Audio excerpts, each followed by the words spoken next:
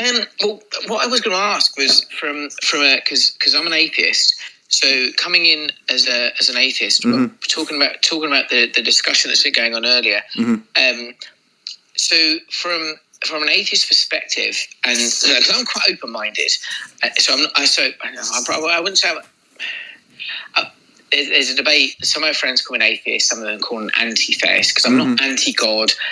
I'm not anti-God because there could be one. I don't know. And I suppose that's sort of, I'm also I don't know and I don't care because the world's way, way bigger than we're ever going to understand. We're tiny little people on a tiny little planet in a universe that's huge. So from the religious people in the room, for me, let's call for the purpose of this conversation, let's call me an atheist. Okay. It's a loose term. I don't need God in my life. It doesn't influence me day to day. Maybe there is one, or maybe there is not. So, for the life of me, because what interests me in the world is our ancient history, and I'm fascinated by what's happened in our world. So, for someone like me, where do I need God to fit this puzzle for me? Because I'm not preaching either direction. It doesn't matter to me whether he's there or not. For me, in the history that I've got, he whatever how you would class it, whatever that word is. For the likes of me, there are people who hate God. I don't hate God. I think that there are a lot of things that have been done in the name of God that have been bad. I don't think that's God's fault if he's there. For me, he's irrelevant. Sorry. Okay. So can I reply? He, whatever, is irrelevant to the likes of me. The God itself is irrelevant. I'm comfortable with spirituality. I'm comfortable there being something there. I'm not just like, we're just like some people who are on a planet and everything. Can I reply or ask you a question? For the likes of me, can you hear me, bro? Who is open. Sorry, I can hear someone talking. Sorry, yeah. I don't mean to interrupt you. It's crackling, so I'll shut up. Right. So the first thing I would say is that I think it's a question of objective fact. Right. So whether God exists or doesn't exist is a question of fact, and our biographical details have nothing to do with the truth or falsity of that claim or that issue. So the fact that you don't see it as relevant or it's not something that you're particularly interested in, I mean, I'm not trying to be rude to you, but in the domain of debate or philosophy, those things really aren't relevant. So if you disagree with the God's existence, I would say that you need to give an account for a lot of things that are difficult or impossible to give an account for if there's no theism. So I'll flip the same hand back to you. Why does that mean that God's responsible? Same question back. Just because it's difficult, why is that the answer? Well, it's challenging. Same question back to you. Right. So it's not difficult for our position because I'm not locked into the boxes that atheism puts a person in intellectually. I didn't say I was atheist.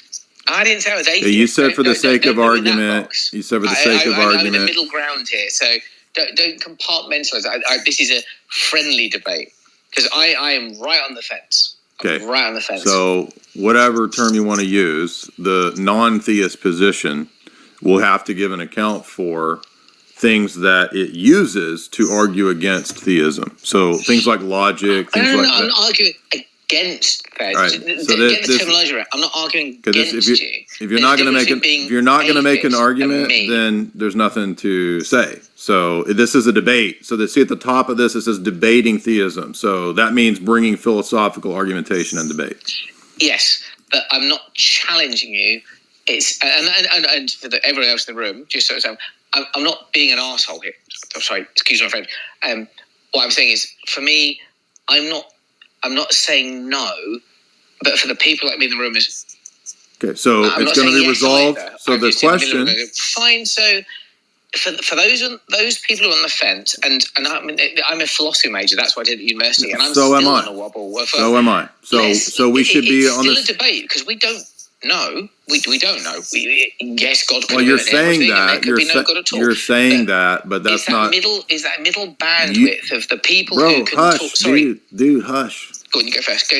So you're saying that we don't know, no one knows, but that's not an argument. So we're here to present argumentation, pro or con, for whether God exists. I think there is an argument that proves God's existence. I'm trying to make the argument, which is that it's necessary for the grounding of logic, mathematics, abstract concepts, etc., that there be a God. That's the type of argument that I'm going to do.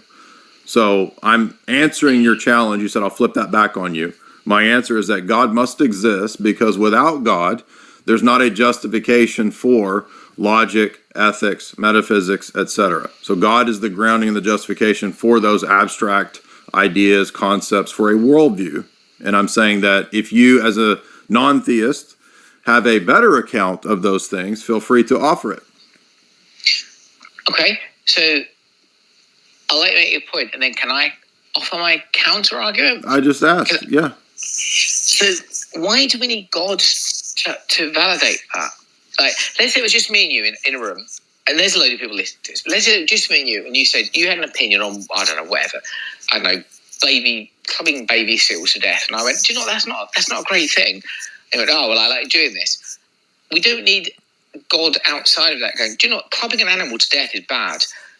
We don't need the outside arbitrary all the time. Sometimes you can just go, do you know what, that's so you're saying, cool. So you're making value judgment. You're saying something's bad, and I'm asking you what. Sorry, I lost you then, dude. Sorry, so I missed what you said.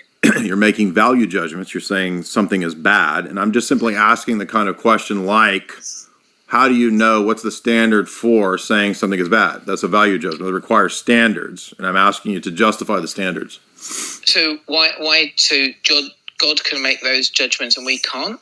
No, because in a world where God exists, it makes sense to have value judgments. In a world where God does not exist, there is no justification for value judgments. That's what I'm asking. Isn't there?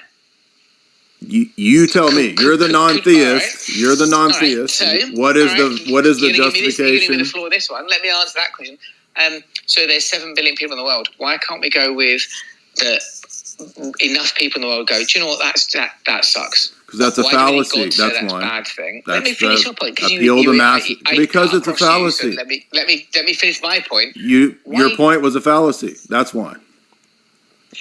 Why can't we as humanity? Because it's a fallacy to argue that. You did the thing that I interrupted you. Let me at you least said answer why. I'm explaining why. But at least let me answer you. But you're not answering. You're just rambling and stating something that I just said is a fallacy. To say that because a lot of people agree it's wrong is an appeal to the masses fallacy. So it's not going to work. Okay. So why can't the masses agree the right thing? Because how is that an argument? Whether they do or don't is irrelevant to the question of justifying the value judgment. Isn't that just religion of who's got more votes and haven't? Right. Isn't that just what America's like with who votes? None of what you're saying is relevant. Do you understand what an argument is? None of this is relevant. Totally irrelevant to the argument about justifying claims and ethical judgments. Okay, so let's use America as that judgment. So who's most ethical? What? Republicans or Democrats? So I just have no idea how this is relevant to the epistemological question. Walk me through this. I'm going to make a point. Who's most ethical of those two parties? Because we're going with, who knows more. I fail to see the relevance of Democratic Republican politics to the question. Me for a minute. I have heard you. You asked me a question, and I'm saying I don't think it's relevant. Parties. The point is, any of those, one of those parties gets elected. Sorry, we're going to move on. This is a waste of time. We're moving on. It's always going to be one or other.